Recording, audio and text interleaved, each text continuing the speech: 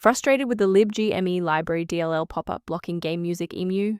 I'm Sophie Chen, a Windows support engineer, and I'll walk you through the diagnostic repair to get things running smoothly again.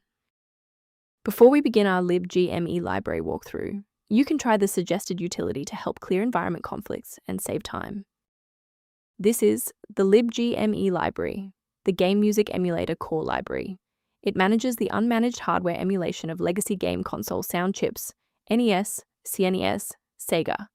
It facilitates the conversion of chiptune manifests into raw PCM audio data links for playback. Now let's get this fixed up. Our first move is installing a fresh, clean copy of the library. This issue is commonly linked to missing graphics runtimes affecting Libgme Library DLL.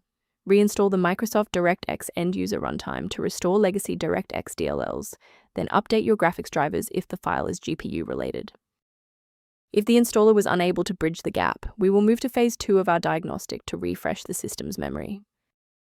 A full system restart clears the temporary memory cache and allows Windows to attempt a fresh initialization of all required libraries, including Libgme library. Before you reboot, make sure to bookmark this video or click the like button so you can easily find your way back to the next step once your PC is back up and running. Now that the system has rebooted, if the issue persists, let's move on to our next level of troubleshooting. Feel free to pause the video if you need a moment.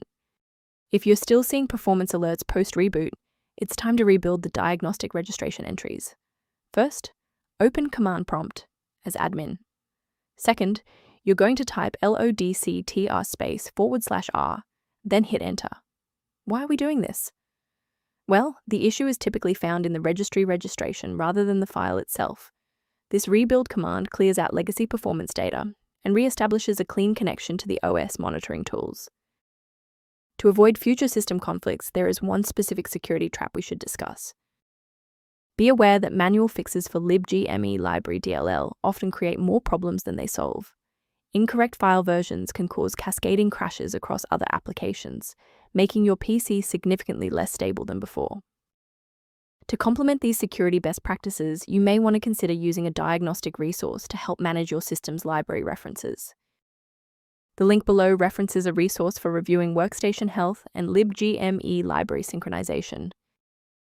I hope this resolved the conflict preventing Libgme library from launching.